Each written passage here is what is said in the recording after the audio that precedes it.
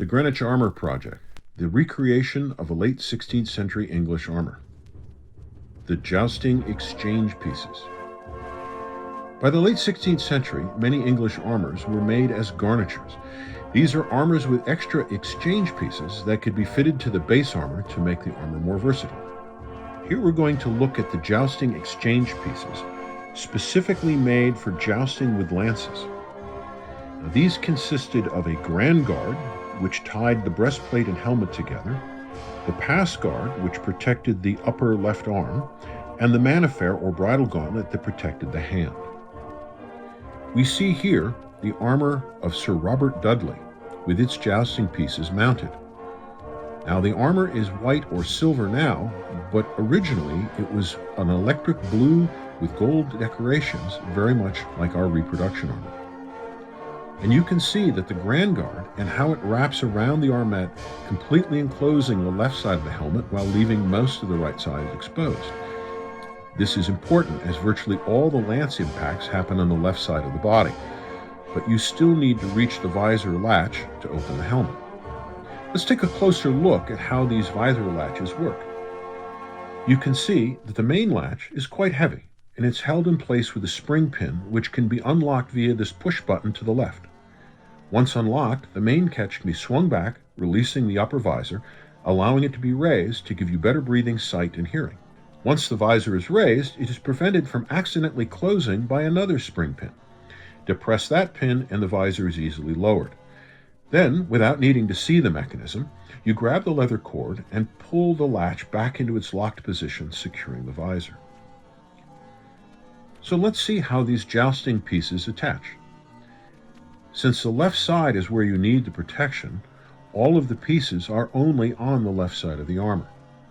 And first we have the manifaire or bridle gauntlet. This gauntlet has a large cuff that overlaps the lower arm and has two simple articulated plates over the fingers. Since we only need to hold the horse's reins, it is designed for maximum protection and minimal dexterity. To support the additional weight of about 2.6 pounds, the gauntlet has a strap that attaches it to the pass guard.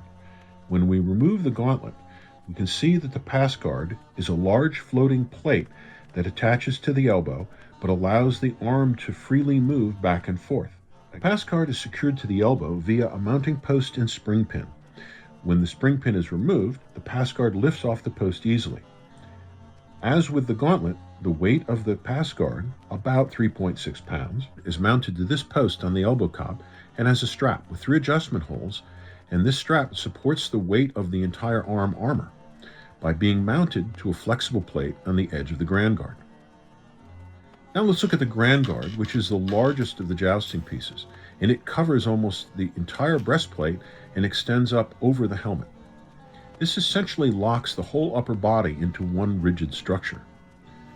The grand guard is attached by way of a pin at the base of the breastplate, another in the front of the jousting visor, and a third on the back side of the helmet. To remove the grand guard, you remove the spring pin from the visor post, open the sneck hook on the hinged helmet post, and then finally, with a hammer, tap out the wedge-shaped pin at the base of the breastplate. Now the grand guard is easily removed from the base armor. The back of both the pass guard and the grand guard are lined with leather to protect the base armor from scratches. Finally, we can see the last of the jousting exchange pieces, the jousting visor.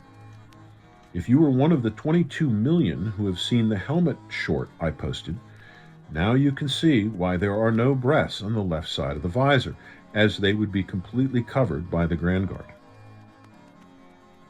The Greenwich Armour project was completed by a team of craftsmen: Robert McPherson, Jeff Wasson, Tom Billiter, Carl Robinson, Dr. Toby Capwell, and myself. Thank you for watching.